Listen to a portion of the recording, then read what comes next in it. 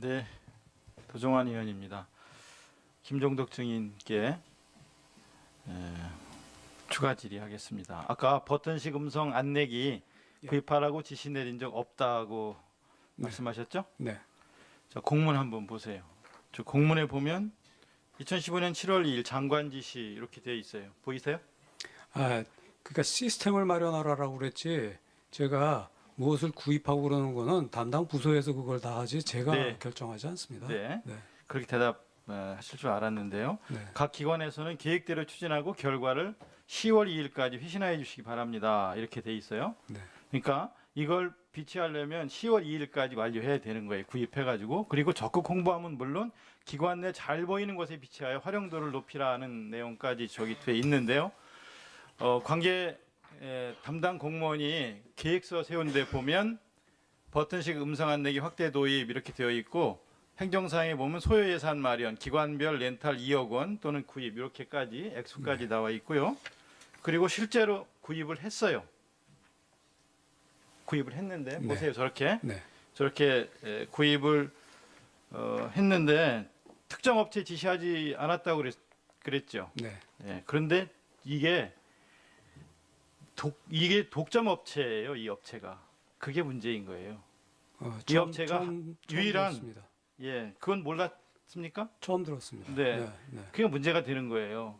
장관이 저렇게 지시했고 공문 내려보냈고 그리고 반대하는 직원들한테 실국장회에서 공개적으로 당신들은 시키는 대로 해라. 판단은 내가 한다라고 말했다는 관련 공무원의 증언이 확보돼 있어요. 그리고 이 모델은 단종되는 모델이에요. 2015년에 알토5가 단종되는 모델이란 말입니다. 연말에 단종되는 거를 이걸 10월까지 구입하라고 하니까 공무원들이 볼 때는 특정 업체 제품 재고 처리하라는가 보다 이렇게 받아들였단 말이에요. 그건 누구 어떤 공무원이 그렇게 얘기했는지는 모르겠지만 그건 그 사람의 생각이고요. 아니 또, 그 사람의 생각이라고 하지 말고요. 네. 독점 업체 제가 지시 내린 제품을 거는 연말에 단종되는 거를 10월까지 구입하라고 해서 저렇게 전부 다 구입을 그 상황을 했는데 제가 알지도 못했거든요. 그리고 네. 또 걱정되는 것은 이 업체인 독점 업체인 MT 시스템 코리아가 이게 증인 또는 차은택 씨와 어떤 연관이 있는가 하는 의문을 갖게 되는 거예요. 어떤 연관이 그러면 있습니까? 뭐 그거 근거 주시면은 제가 수용하겠습니다. 전혀 이게 그건 뭐 이 연계성, 이 또 어떤 특정인에 대한 특혜가 확인되면 이게 또 특검의 수사 대상이 된단 말이에요. 뭐 당연히 제가 수사 그렇죠? 받겠습니다. 그거는. 그래서 네. 그래서 아까 질의를 했던 거예요. 예. 그리고 또 하나 블랙리스트 관련해서 담당 국장 또 차관이 장관하고 여러 차례 의논을 했다는 증언도 확보해 있어요. 그래서 아까 질의했던 거예요. 그거는 아시다시피 상임위에서 여러 번 또 저 의원님께서 그런 말씀을 하셨지 않습니까? 그래서 그 차관이나 국장이 그런 얘기는 한 적이 있습니다. 이 인터넷에 돌아다니는 거 있는데 구해갖고 한번 보시겠습니까? 그러길래 그걸 내가 왜 보느냐? 그거 갖고 적용했느냐? 저 보조금 관련돼 갖고 이것 때문에 좀 시끄러운 것 같습니다. 그래서 보조금 관리 이게 다 돈 때문에 생기는 문제라서 이 보조금 관리 잘해야 된다. 보조금 때문에 받은 사람은 아무 말 안 하는데 못 받은 사람이 항상 시끄러웠습니다. 예, 됐습니다. 그러니까 블랙리스트가 있다는 그 존재 자체는 알고 계셨던 거죠? 아니요, 그거 자체를 의원님께서도 여러 차례 말씀하셨고 됐습니다. 인터넷에 그러면- 돌아다니고 있으니까요. 이미. 네네. 네. 이것도 특검에서 증거 자료를 갖고 논의할 거니까 대답을 잘 예. 하시란 말이에요. 네. 아시겠습니까? 네. 네, 여기까지입니다. 그 다음에 박헌영 증인께 묻겠습니다.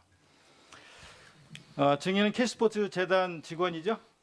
네, 맞습니다. 네, WK 직원이기도 합니까? 그렇지 않습니다.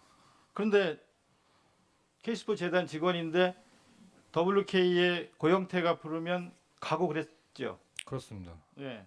거기서 기획안 만들려고 그러면 만든 적도 있죠? 그렇습니다.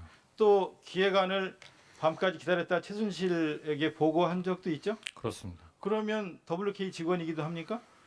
아닌데 그냥 한 겁니까? 그러니까 법적으로 서류상으로는 그렇지 않고요. 서류상으로는 아닌데 한 거란 네, 말이죠. 실질적으로는 네. 네. 근데 그렇게 일을 한 거는 실소유주가 K스포츠 재단의 실소유주가 역시 최순실이라는 생각을 했기 때문입니까? 그러니까 실소유주라고까지 생각하진 않았지만은 네. 일단 제가 처음 들어오는 과정에서도 관여를 하신 분이고 저한테 면접 봤죠, 면접. 네. 네. 저한테 거길 가봐라.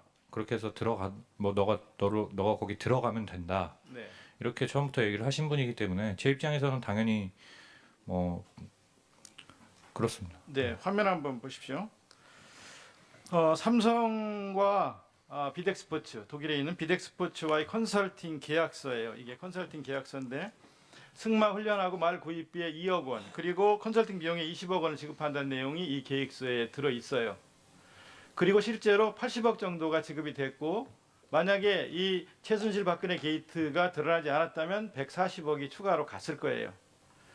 증인은 올해 4월 3일부터 14일까지 독일 갔다 온 적 있죠? 네, 맞습니다. 무슨 일로 갔습니까? 목적이 뭐예요?